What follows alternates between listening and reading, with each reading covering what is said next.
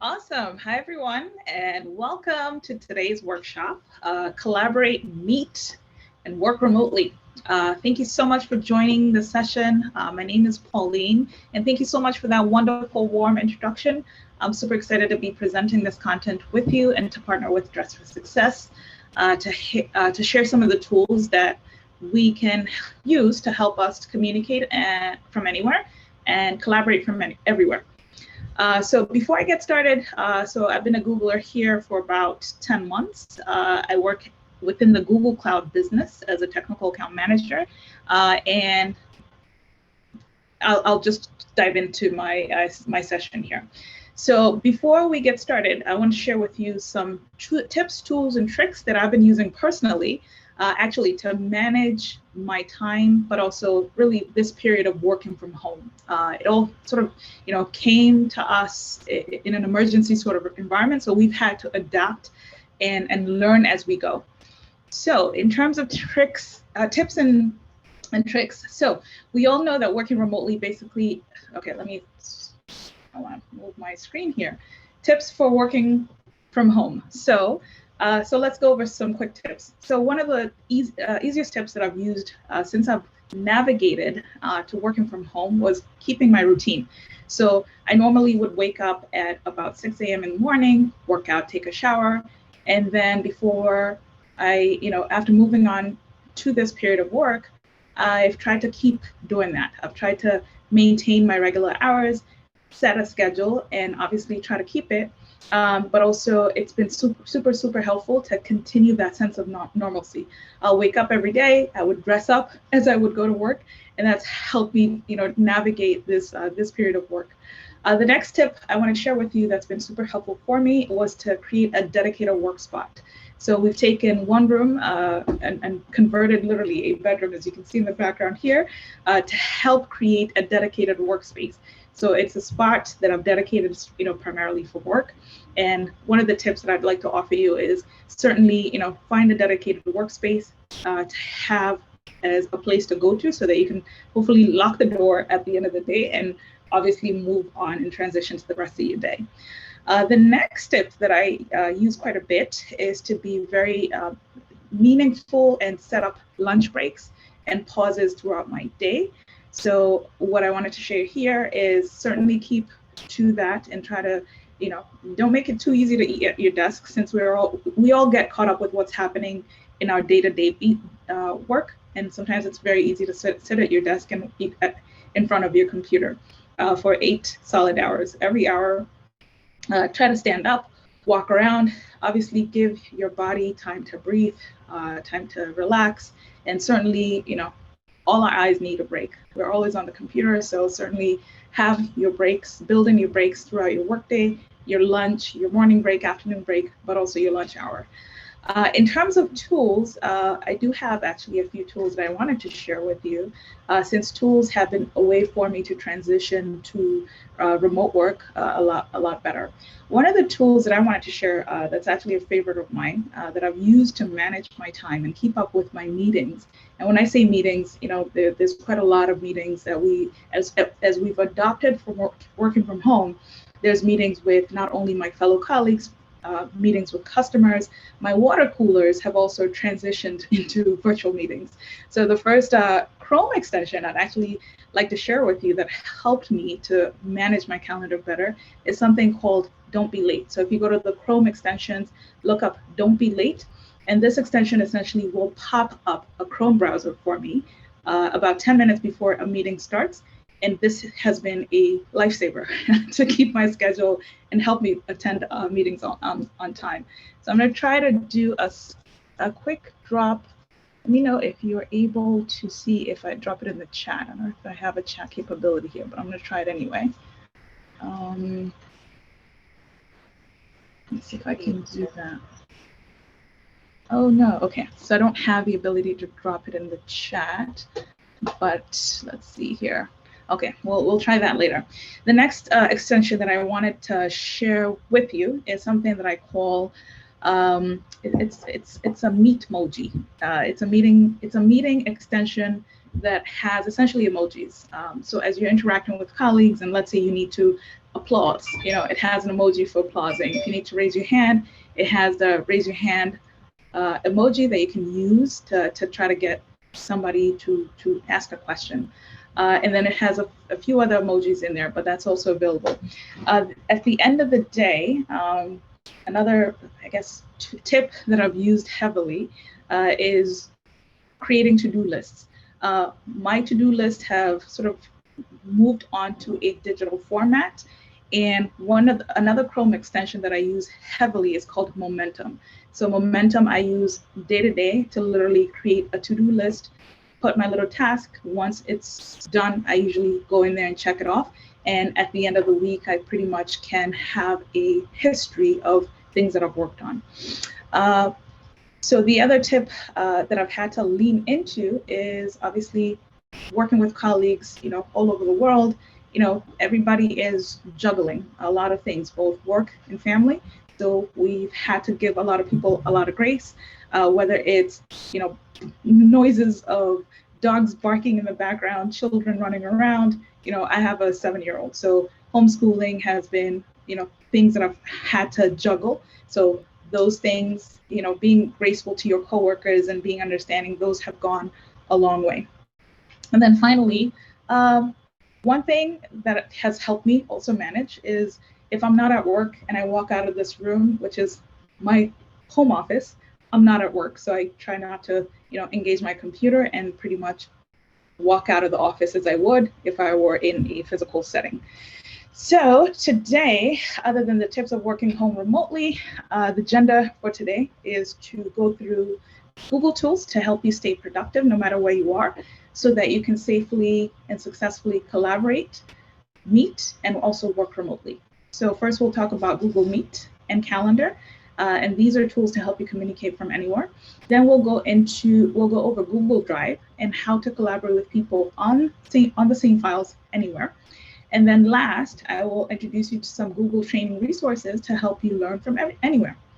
Many of you have heard Google Workspace. That is formerly called G Suite, if you've heard that name before. But essentially, it's a collection of products that are designed for the workplace collaboration, for storage, communication, and many more things.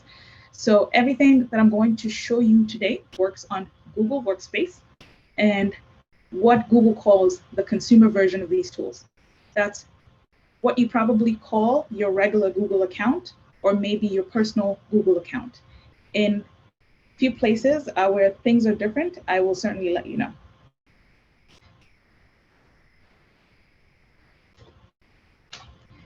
All right, so if you are following along, let me know if you're able to access your Google account. So to use any of the tools that I'm going to be showing you today, you need to be signed into your Google account. So the GIF in this presentation here shows you an animation of how you would actually navigate to log in to your Google account. I think for most people, they typically have a Google account. You click on sign in, enter in your email or phone number, and then navigate and you're into your account. If you don't have a Google account, you can easily set one up for free. You can choose to get a new Gmail address or use another email address if you already have one. And to get to register a new Google account if you don't have one, you would do so by visiting accounts.google.com/sign up. If your business or employer uses Google Workspace, you may also have an email address that doesn't look like a Gmail address, but still is a Google account that still starts from this homepage that you see here in the presentation. If you aren't sure if your work email is a Google Workspace or not, you can definitely check with your team at work. Next, I'm going to transition. We're going to start off with learning how to communicate from wherever you are. So virtual meetings, as I mentioned, have been pretty much the center of this whole global transformation this year. So long before the pandemic, they played, a crucial role for distributed teams, and now pretty much meetings are what is the glue that holds the work day together for countless of teams, organizations, and that previously used to be sort of in a physical workplace. So the hybrid model is here. I want to call it that the future of work is also here. And therefore, some of these tools I feel like we're going to continue using as we go forward for pretty much a very immersive experience. They're secure, people-first approach. And honestly, meetings hopefully should be even better given that we're using these tools now. So let me jump into Google Meet. All right, so you first off, we have Google Meet. So basically Google Meet is your tool for video conferences. So similar to the Zoom tool that we're using, Google has a video conference option called Google Meets. So you have probably used it with maybe your coworkers, your clients, your teams, even friends, or even face-to-face. Maybe in a conference room, you've used it over coffee, but may not even have known this. Unlike regular phone calls or audio conference calls, Google Meet gives you some of the benefits of face-to-face meetings, even when you can't be in the same room. So it's easier to set up a video conference in Meet and share the link with anybody that you wish to attend. Anyone can join a video call in Meet, even if they don't have a Google account. And the other thing, setting up a Meet is available to everyone who has a Google account, even if the Google account is not part of the Google Workspace account. So you need to be signed into Google to create a video meeting, but you do not need a Google account to participate in a Meet video call. So if you have a Google account, for example, in my case, pauline.abishai@gmail.com, you can sign into that account and then go to meet.google.com to get started. If you don't have a free Google account, you can create one again by using either your work or personal email of choice. We require this step as a security measure. And you'll only need to do this once. And then pretty much once you create an account at accounts.google.com, you can proceed as usual. So Pauline, if you get invited to a Google Meet, it'll just show up like a regular meeting invitation? Yes, it does. And I actually have a demo that I had pre-baked ahead of this call. So I'm going to try to see if I can minimize this screen here. I'm going to hold up my phone. So this is what a meeting would look like as soon as it comes up in your phone. So earlier today, I created a Dress for Success demo. I created the meeting for, a random date and time. And this is exactly what that invite looks like. So if you look here, you'll see join with Google. There's a link there. You also have an option to join by phone. So for example, if you couldn't do a video conference, you have the ability to dial in as you would any other regular phone. And then you also have the email address and a few other options. So we'll dive into more. And then pretty much as you would any other meeting, like for example, in Outlook, you have the ability to accept yes, no, maybe, an additional meeting options for that invite. There is one question in the chat from Carmisha, actually a comment where she says she's run into trouble adding guests when using the built-in notification setting. So in trying to add guests. Got it. So let's walk through the presentation. Yep. I would like to circle back and understand obviously a few variables of the setup, whether it's a workspace or a personal account. And then also there are a couple factors there, but we have some resources. We'll circle back to that question in a little bit. Perfect. All right, so the next slide here. Make sure I'm on the right slide here, 1 second. Okay, so the one thing I did want to share is that so you can access your meetings from your computer, your tablet, or your smartphone once you get the invite. So you don't need any plugins, any special software. If you're connected to the internet, you can connect to Meet. So if you look in the screenshot here, when you're looking at Meet on the phone, you'll see a schedule calls under the video screen. Because so many people are working from home right now, Google actually extended advanced meeting capabilities to all Google Workspace customers. That means that people who use Meet through Google Workspace can have up to 250 participants, and they can also record meetings too. So for any individuals, I believe that limit is up to 100 participants. So I don't know if the user question earlier had any particular limitations, but I did want to draw those limits to you on the individual meets. All conferences, it's important to know that all conferences in Meet are encrypted, and then also the security features are turned on by default. So in most, that means that in most cases, you don't have to do anything to ensure that the right protections are in place. I have a bit of a quick tip here. So if there's any questions around security, g.co/meet/secure connections, if you are looking to learn more about the security features there. All right, so let me move on to the next slide. Okay, so this slide here compares the free version of Google Meet with the paid plans. So for paid plans, this means refer to this as the Google Workspace account, formerly known as G Suite, and then also, or a special option called Workplace Essentials. So that includes Google productivity tools. In this case, you get Meet, Docs, Slides, Sheets, for businesses, and this is for businesses who want to use their own email and calendar systems, such as Microsoft Outlook. So as you can see in the free version, this allows up to 100 meeting participants, as I already mentioned, and these meetings can be up to 1 hour, and there is no limit on the number of meetings. For paid Google Workspace accounts, meetings can hold up to 250 attendees, and you can also have the ability to record meetings depending on the plan. So this presentation includes info about free and paid features. So the Meet interface might look differently depending on the version that you use, the free versus paid. And obviously, to learn more about the plans, we have a quick link there. And the pricing page is at workspace.google.com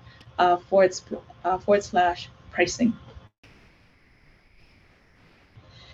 Okay, so the next one. So having a Google Meet video conference rather than just audio helps people feel connected. So I'd say that because we are on camera, we're able to interact with people. The meetings feel like, hopefully, as you would in a physical environment. So if you haven't tried Meet, here are some ways that you can actually use it. So you probably, so I know personally at work, if I need to do a water cooler, Meet is a way that I would send a meet.google.gvc, I call it a GVC, so a meeting invite to a fellow colleague over chat, start the session, and just have the water cooler as if I were doing a drive-by by the person's desk at work. Another way that I've actually used Meeting is to host online classes. So for any coding classes that I've had with students, we'll use Google Meet. I've also hosted virtual get-togethers with Meet. So we've had cooking classes on Google Meet. And then obviously with clients in person, we have transitioned to Google Meets. And this is how we pretty much have consultations. Everything is via Google Meet. So it's a pretty fascinating tool set.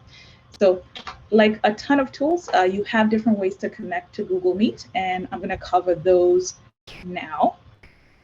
So option one, the quickest way to meet on Google is to go to meet.google.com, and this will give you impromptu meetings and the ability to start conversations. So from the meet.google.com, let me move to that page. All you have to do is pretty much click on join or start a meeting. That URL you can drop in a chat in an email, and whoever receives that email can easily join you on that meeting session that you've set up.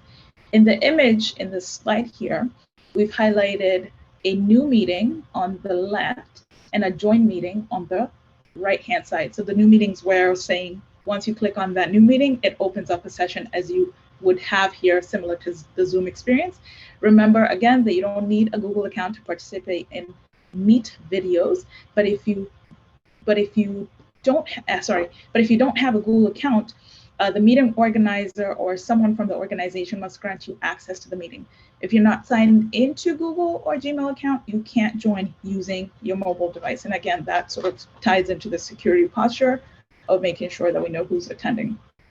Okay, so if you want to schedule a meeting in advance, even if it's later the same day, you can do so through Google Calendar.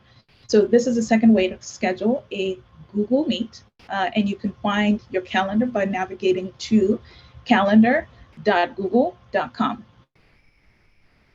So once you're in your calendar, as you see in the screenshot here, you would pretty much double click on the day and time that you want the meeting to be scheduled, add a title at the top there where it says team meeting, you put in your meeting title, and then you would start filling out the details by clicking on by clicking on by clicking on the details button. And then if you click on add Google Meet video conferencing as highlighted in the screen here, voila, you have a Google Meet option scheduled on your calendar. So if you're using Google Workspace, the process of setting up a meeting is very similar. When you click on the arrow next to the join Google Meet, you'll see the option to join the meeting by phone. So this screenshot here shows you what setting up a Meet looks like from Google Workspace version. So the next slide here, within your meeting, you can also click on more options. If you'd like to, say, add attachments, add more information about the meeting, an agenda, that is highlighted in the more options there, in the image, the screen there with the more options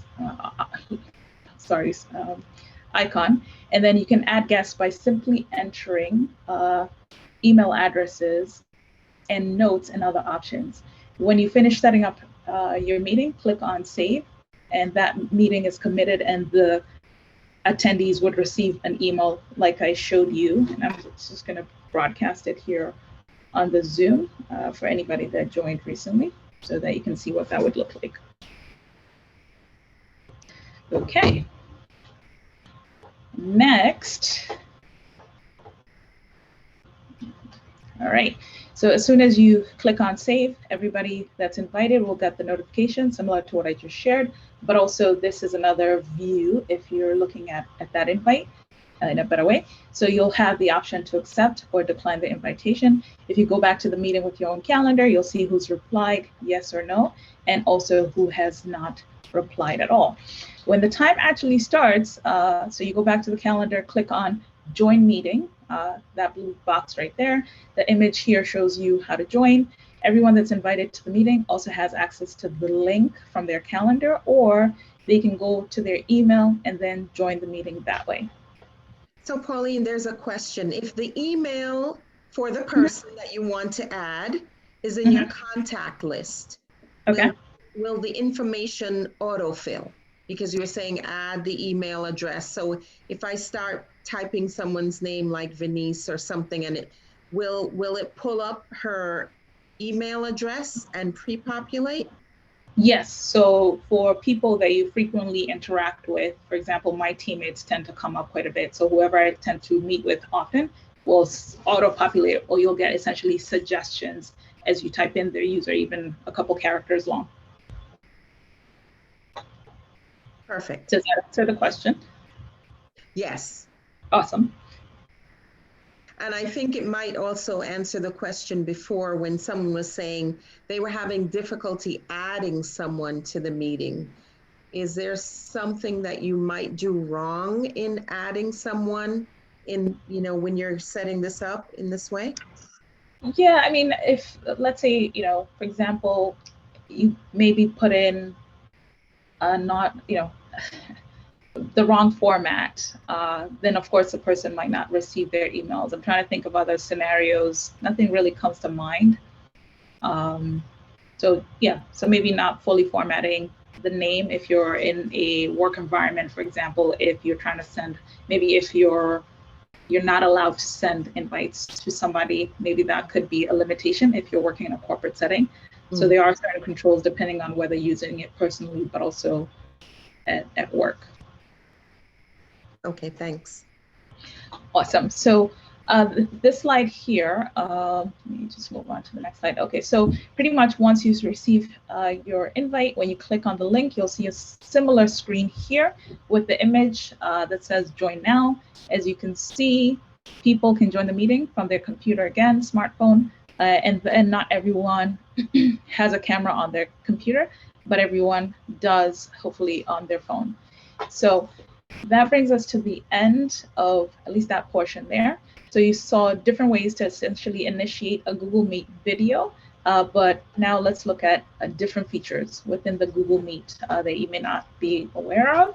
All right, so here's a screenshot of what Google Meet would look like if all my colleagues were joining a meeting on a Tuesday morning. So there are several settings that you have control when you are attending a meeting. So for example, you have the mute your microphone option here, as I circled that. In the middle, you have the ability, sorry, on the right-hand side there, you have the icon to turn off your camera if you don't want to be on camera. And you can pretty much, as soon as you click on any of these two buttons, you essentially get an icon that looks like red that has an arrow through it. So the red microphone icon will strike through if you go on mute, and then if you've turned off your camera, the live shot disappears. And if you have, let's say, a profile picture, like in my case, if I go on mute, you'll see a profile picture. Same functionality would be available in mute. Even when people are on video call, there are times when they just want to communicate on chat. So that's also a useful feature if you're collaborating amongst team members and you're sharing links to files and you want to draw people's attention to navigate to a document that you prepared, let's say, ahead of the meeting. That's a useful feature, the chat feature within Meet at the top here. This one here means that somebody has actually contributed to this meeting and everybody within this meeting has access to the chat. If participants, the other feature that I wanted to highlight is anyone in the meeting can click on the chat icon at the top of the screen and type in a message, and everybody in the screen would pretty much view that. All right, the next slide here. If someone in the meeting wants to show a file, you can do so by using the Present Now icon, which is at the bottom right corner. So that option is highlighted there. And the person pretty much that is sharing their screen may have multiple windows. So you obviously have to select, if you have 3 screens, which screen you'd like to broadcast during the meeting. And then pretty much anything that's on your screen at that time is visible to your colleagues. The next thing, meeting also allows you to record meetings. So you record these meetings to Google Drive. So these are safely stored for the meeting owner and you can pretty much start and stop. So, oops, the icon here, or rather the image here, shows an example of where the recording meeting option is found on the menu. So the option to record is helpful. For example, if you're doing a live training session that you want to be able to reference later or share with additional people, this is where you do so within the Google Meet solution. All right, next slide. Let's see. So in terms of best practices, so some of the practices that we use here at work would be obviously making sure that if you are conducting or participating in a video like Meet, to try to keep the camera on, especially if it's a classroom setting and you have, an instructor, more faces makes the experience feel more lively. It helps you connect with your audience a little bit better. Choosing a neutral background. So I want to say that Google Meet is phenomenal with this. I think I have up to 10 different backgrounds depending on the mode that I usually use. So you don't typically see what's in the background here. So that's been super useful for me. I don't have an external microphone, but a lot of my colleagues bring in extra microphones for better sound quality. You can certainly use your built-in devices if that's easier for you. And then obviously the mute button, if you're not speaking, go on mute. So this helps with reducing the echoes, and also if you're not necessarily engaging, it helps sort of remove a lot of distractions by using the mute button. So those are some of the best practices for Google Meet. So next, before you leave that, there is a question on recording. While okay. As the host of the meeting, you can record, but there's a question in the chat asking whether any of the participants, whether they can record the meeting, or is recording limited to the host of the meeting? Got it. So I'm actually navigating on the support.google answer. So who can record a meeting? So you can record video meetings for other people to watch later. You can record if you are a meeting organizer, you are in the same organization as an organizer. So it looks like these might be limited. Let me just read up here a little bit, sorry.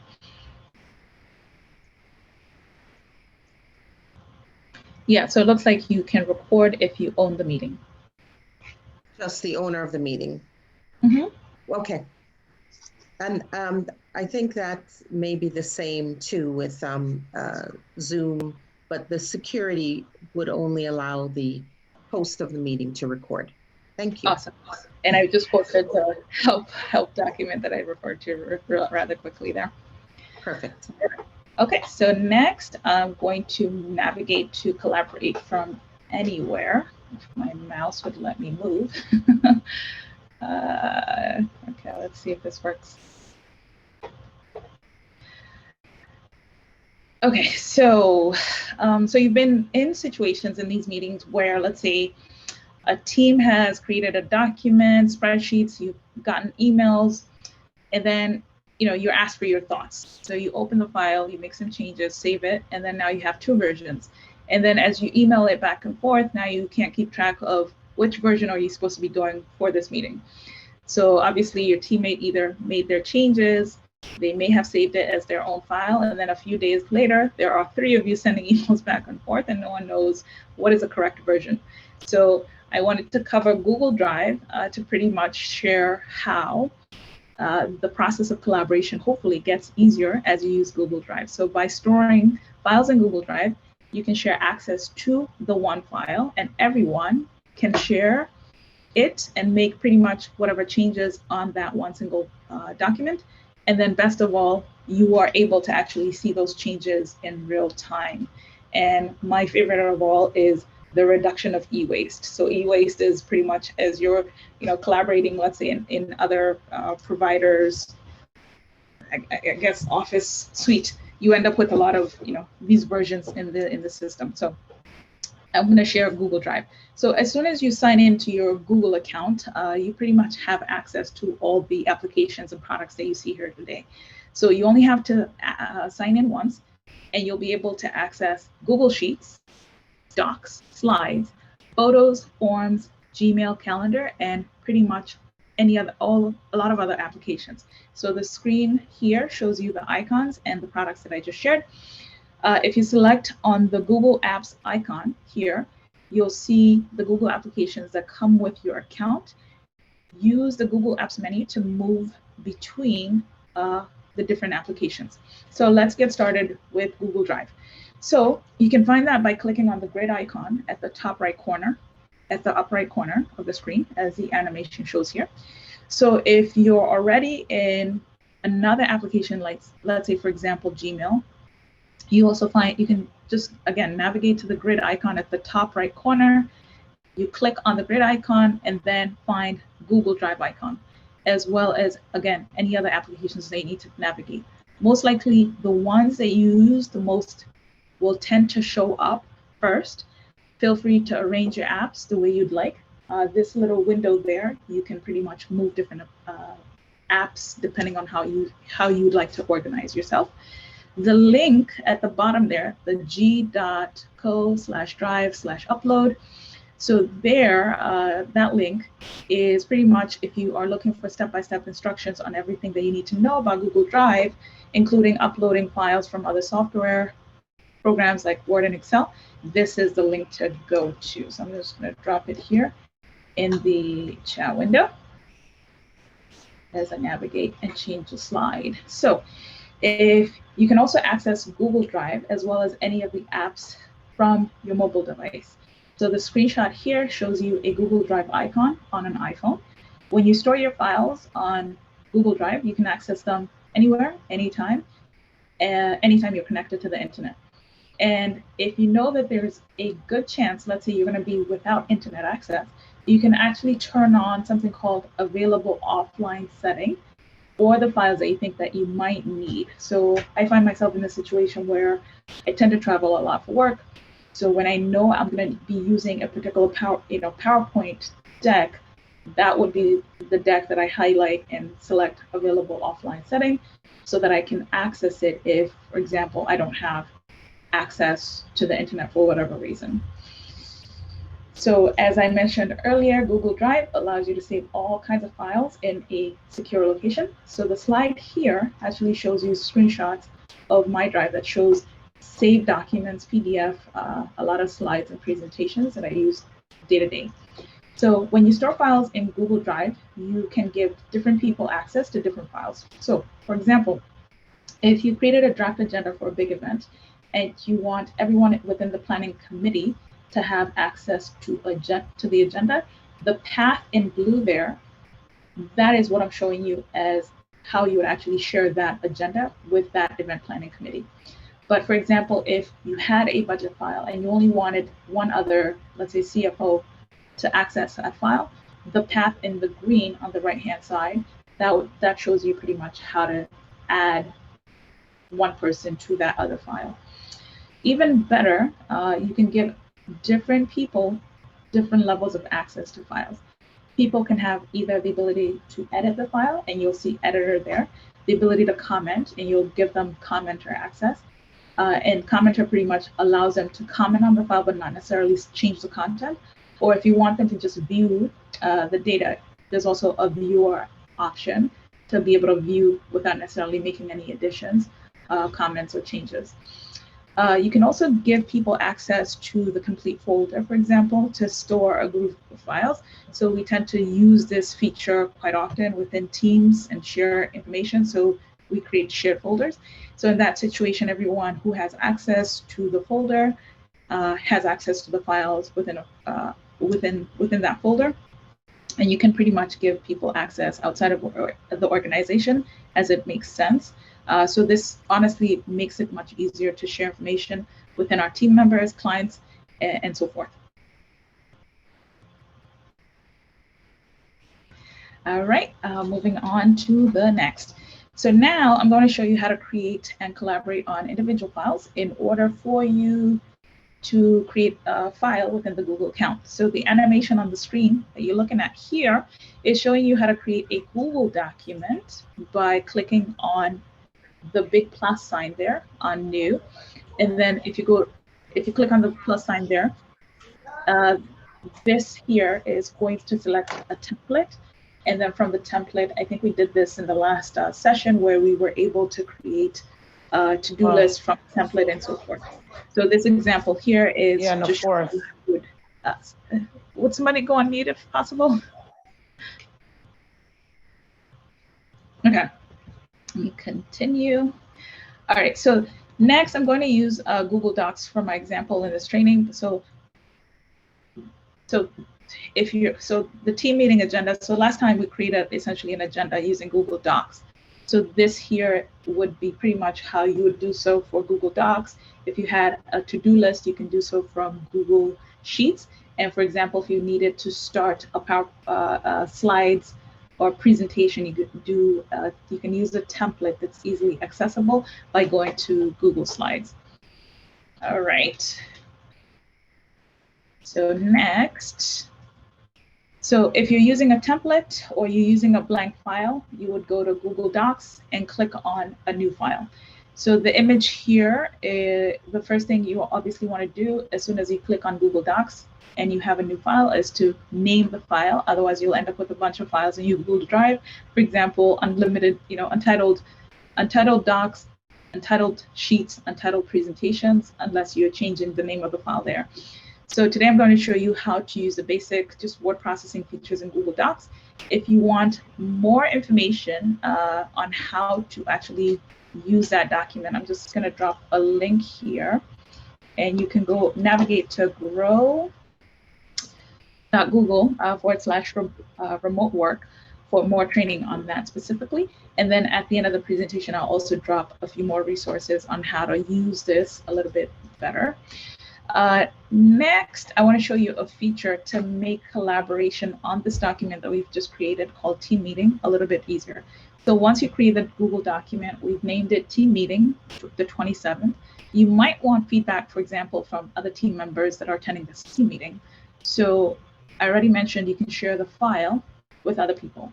So as I'm showing you here, the blue share button at the top right corner is, by clicking on that, you can pretty much add emails of the people that you want to share this particular document with.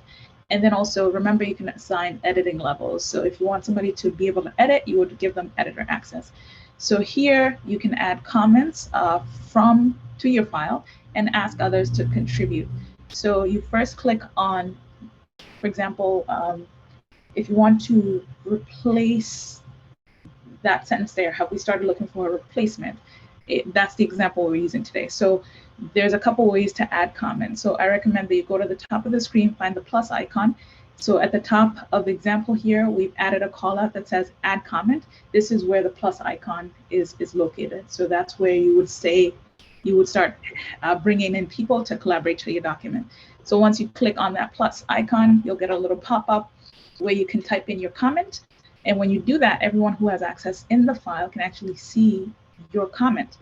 But you also have to alert and assign that comment to somebody. So on the right-hand side there, I'm showing you that, for example, Randy alerted and assigned a comment to Pamela.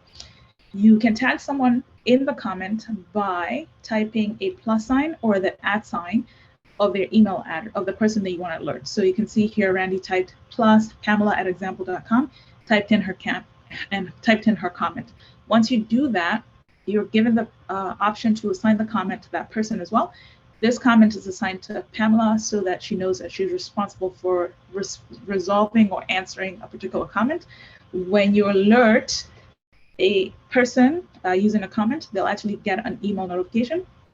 They can go into the document using the link, read the comment, reply back, make changes, and then also once they're done, resolve it. Any resolved comments do disappear from the sidebar of the actual file. However, all communication is stored in the comments section so that you can reference that later if you ever need to. So this process here that I've just described is the same way that it works in Google Sheets and also Google Slides. So let me just navigate to the next screen. So here is an example of how the collaboration feature that I just talked about looks like in Google Sheets. So the screen here shows where Pamela is assigned a comment to Randy. And then also similarly in Slides, this is where we create PowerPoints. We're showing here that Carissa assigned a comment to Madison to get some feedback on the deck that they're about to present. All right, let me pause there, see if there's any questions so far.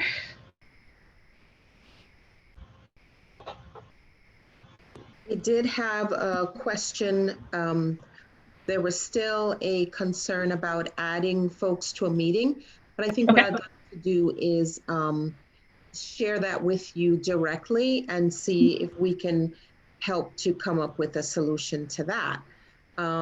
Besides that, if anyone has a question on any of these collaborative tools, does anyone have a question that they would like Pauline to answer at this juncture? Any questions in the house?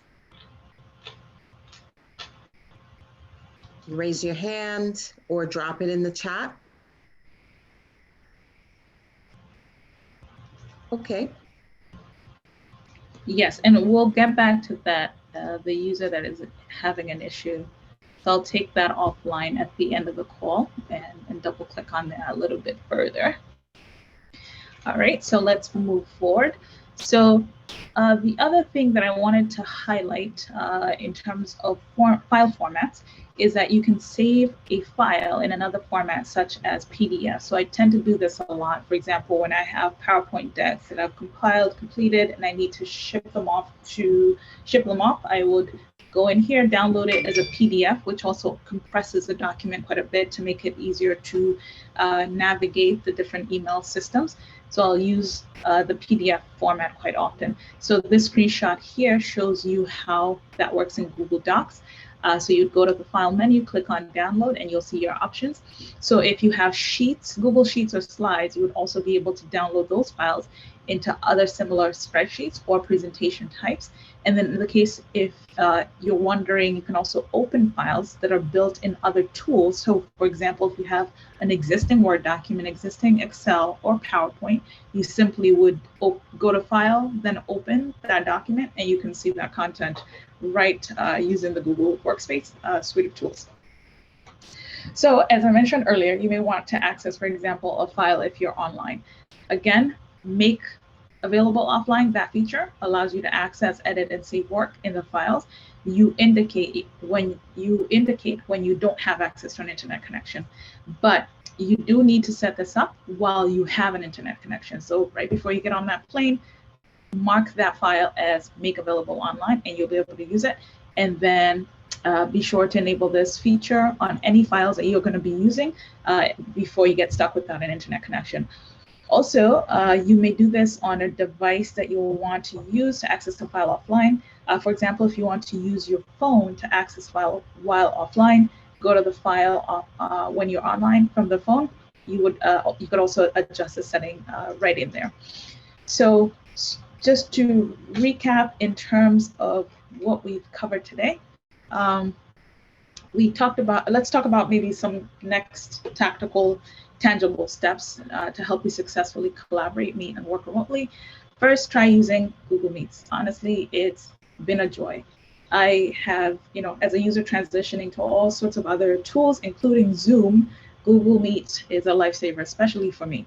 So get used to it, try having video meetings with others, then become familiar with the Google Drive and all functions of sharing files, commenting on them, assigning action items, and I think you'll find this a pleasurable user experience, and then also very, very efficient in terms of file form. If you've ever been stuck in version mania, this will save you, and you'll find that you're much more efficient. And then also explore training options because Google has a lot to offer. Most likely you'll find something that is right for your needs.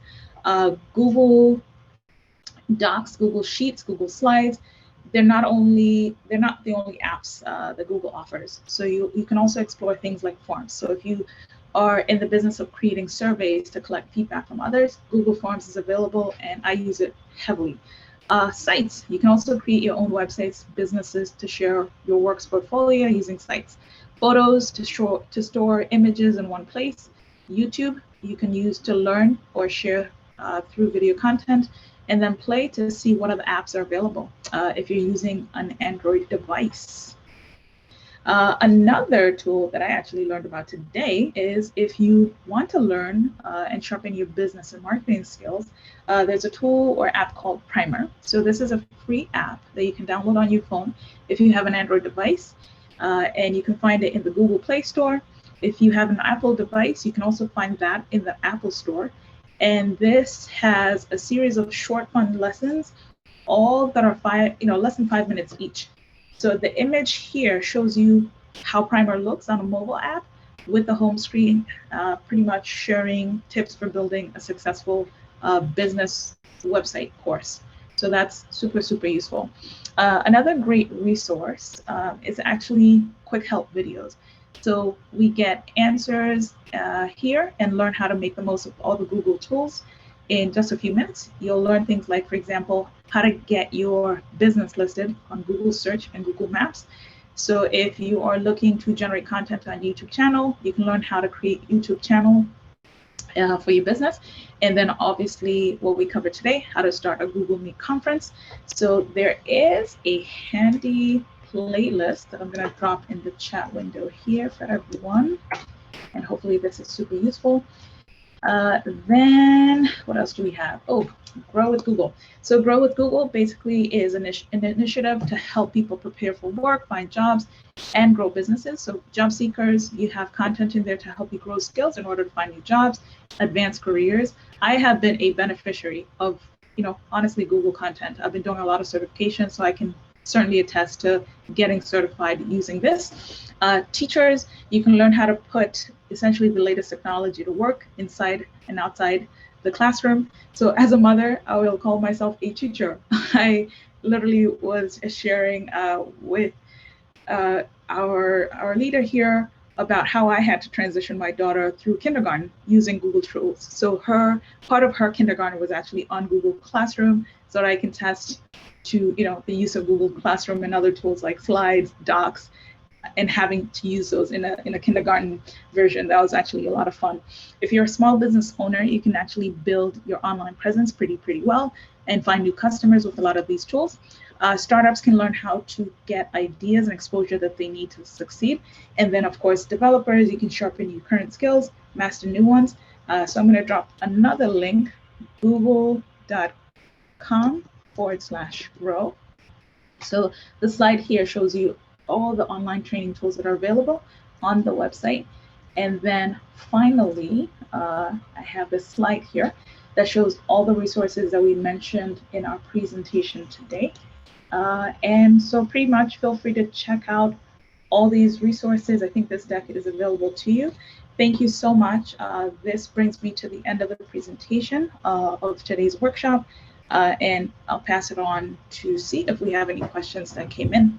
Thank you so much for your time. Yeah, I have a question and a comment. Sure. Pauline. Okay. Hi, this is Carmisha. Hey, so, Carmisha.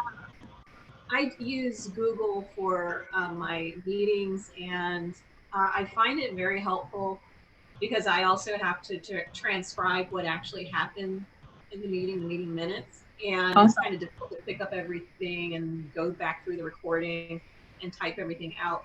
So what I use is a Chrome extension called Tactic. And Tactic, it's of course it's not a Google extension, but it's compatible with Google Meet. And what it does is, once you turn your closed captioning on, it translates everything word for word. However, there are a few translational errors that you have to correct afterwards. And you can also, with Tactic, you can highlight important parts of the transcript. And then, of course, when you're going back through and taking out the action items, it's easier to do that and to hand over the minutes, minute by minute, when you're using an extension that's actually recording everything. It's a lot less work. Wow, thank you so much for sharing that. Yeah, it's very useful, especially if you have to go through the process of translating everything that happens in a meeting word for word. And the question that I have is, what is the difference between the Google Meet and Duo? Google Meet and Duo. 1 second. Duo, yes, okay. You know what? Let me see if I've used Duo. Okay, so it's a video calling app. Is Duo Google? It's a Google app, right? It is, yes. It's a Google app. It looks to be mostly on Android phones, iPhones, tablets, and computers. And also you can use it on the Google Nest Hub Max. So it seems, I guess it's similar in nature, if I had to guess. Good question. Yeah, I can do a little more research on my own, but someone has mentioned Duo to me, and Okay. I said that I use Google Meet typically for meetings, and I can find out a little bit more on my own just to see what the difference is. And I thought you might have a little information to share, but yeah, that's the extent of my question. And then I have another question that I guess we can take offline, which That's has fine. to do with technical issues that I've had with Google Meet. Yes, I am happy to get your answer offline at the conclusion of the meeting. Happy to dive into that. Great, thank you very much. Does anyone else have a question for Pauline on anything you've heard? It could be a very small question as you think about how to use these Google tools in a better way. I'm loving the extensions. I want to explore them. I am always back to back with meetings, so I really want to see the don't be late feature and check that out and see how it can help me. While we're waiting, I'm going to launch a really quick poll for all of you guys. Pick up all of those links in the chat that Pauline has dropped. I'm going to just launch a quick 4-question poll for those of you who can respond. The first question is, did you pick up at least one tip to help you work better remotely? And it's, most of these are yes, no. Will you try to use Google Meet if you haven't used it before, or are you more confident that you should or could try it? Do you think the tools will help you be more collaborative? I love the building documents, but I also love, we talked about using it for your budget or your grocery list, keeping it perpetually in there, and you just update it every time you want to go to the supermarket or, or whatever. So I really love that. And are you interested in exploring Google certifications? Okay, so we've had some responses. If you can respond to those questions, give it a quick yes, no, maybe, not sure, before we close the poll in 1 minute. So, okay, I'm gonna close the poll in 1 minute. If you can respond, and if you need help in any of these areas, please. Okay, Janice says yes to everything. She may not be able to access the poll. So let me close it because most people have responded at this point, and I'll share the results. So 100% said I at least picked up one tip, which was good. 100% said I'm gonna try to use Google Meet if I haven't used it, or I am more confident in using it. 100% said, do you think the tools will help you be more collaborative in creating documents and presentations? And 90% said, they are interested in exploring certifications. Yes. 10% said, not now, maybe in the future, but that's good. That's good. We're open to learning more. So excellent. Thank you for responding to that. That's great. Very excited. If there are any questions that anyone has, now is the time to ask or drop them in the chat. Okay, let me see. I see one thing here. Yuri has a question in the chat. Are the documents that we upload in the cloud safe? Meaning, can we upload confidential information such as personal documents? And that might be to your Google Drive. Yeah, Venice says nothing is safe anywhere. Understood. So I'm gonna drop actually a link when it comes to security features, since that's always an interesting question. But Google certainly employs an array of counter abuse protections to keep meetings safe, to pretty much keep this includes anti-hijacking measures for both web and dial-ins. So there's a lot of technology under the hood. Let me just drop a link here. I think I closed the chat window, make sure that I'm answering that in proactive manner. And then there's also a support link here that covers how to ensure data security and privacy, and then also some of the encryption in transit mechanisms that are available there. And Pauline, could you just flip back to the resource slide? Someone has asked to see that. Absolutely. One more time, so that they can make note maybe of where to go to just look into some of the resources attached to these tools. Excellent. I love it when we're interested in trying and learning. Start small, but just do something different for yourself. Start with creating some kind of document and test it. See how you like it. But certainly try to use them in times when you have to start documents over from scratch. You waste a lot of time. Or as we said, waiting for someone to give you feedback by email when they could make those changes on the document almost instantaneously. So wonderful. Oh, Pauline, this link doesn't work. Billy is coming back to us. Got it. Thank you, Billy. So this one would be one of the shortcuts that I shared. Okay. Yep. I'm going to see if that's the don't be late. So essentially, if you It is the don't be late. Yeah, it's the don't be late. Okay, so basically just go to Google Extensions. Do you I'm gonna type just in drop- Google Extensions in the browser? Yeah, I'm just going to drop the link to the Chrome extensions and then look for Don't Be Late. Okay, perfect.